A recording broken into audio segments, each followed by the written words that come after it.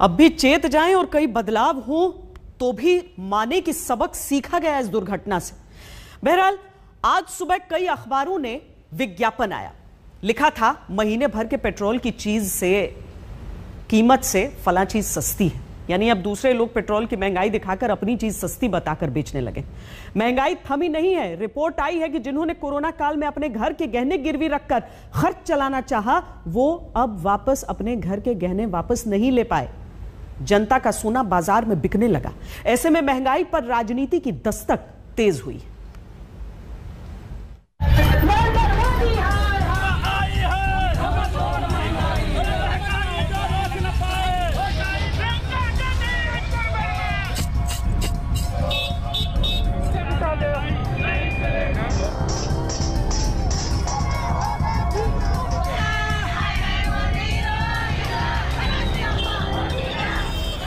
देश भर में कांग्रेस महंगाई को मुद्दा बनाकर प्रदर्शन कर रही है।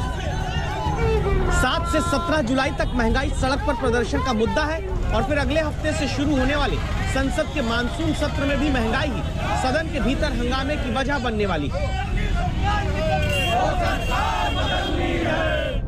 लेकिन क्यों?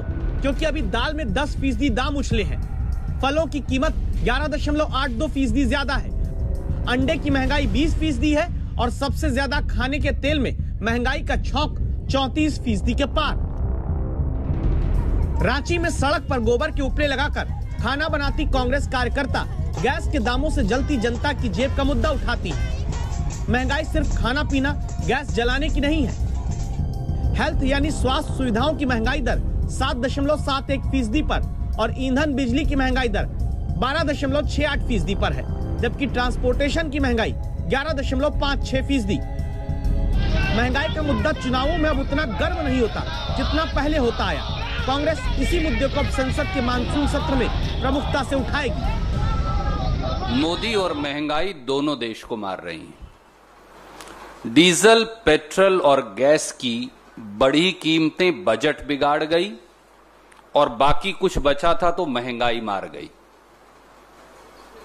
अच्छे दिन तो आए नहीं, महंगे दिनों ने देश के जनता का बजट जरूर बिगाड़ दिया। थोड़ा समय हम लोगों को धैर्य और धीरज का परिचय देना चाहिए।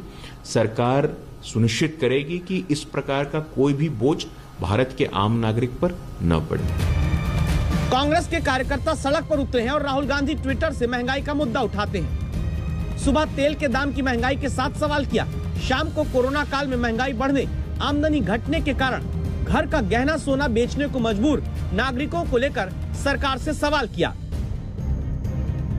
आरबीआई का डेटा कहता है कि मार्च 2020 के मुकाबले मार्च 2021 तक एक साल के भीतर सोना गिरवी रखकर लोन लेने की दर में 82% का उछाल आया, जबकि गोल्ड के बदले लोन देने वाली एक बड़ी कंपनी ने मार्च के बाद 3 महीने में 404 करोड़ रुपए का सोना बेचा है। दावा है कि यह सोना वही है जो जनता ने गिरवी रखकर अपना घर खर्च, अपनी जरूरतें पूरी करनी चाहिए, लेकिन कर्ज नहीं चुका पाई। और ये नौबत उन परिवारों पर आई जिनकी जमा पूंजी कोरोना की पहली लहर में ही खत्म हो गई। जैसे तमिलनाडु के किसान की कहानी आपको हमने दिखाई थी। थिरुथानी में 37 साल के किसान नागराज के पास जब खेत को फसल के लिए तैयार करने का भी पैसा नहीं बचा, तो उधार लेकर बेटे की साइकिल ऐसे तैयार कराई जिससे पिता पुत्र दोनों इस खेत को जोत सके। ऐसे सैकड़ों परिवारों ने घर चलाने के लिए जो गहना गिरवी रखा, उसे छुड़ाने का पैसा भी वो जुटा नहीं पाए। आज तक ब्यूरो।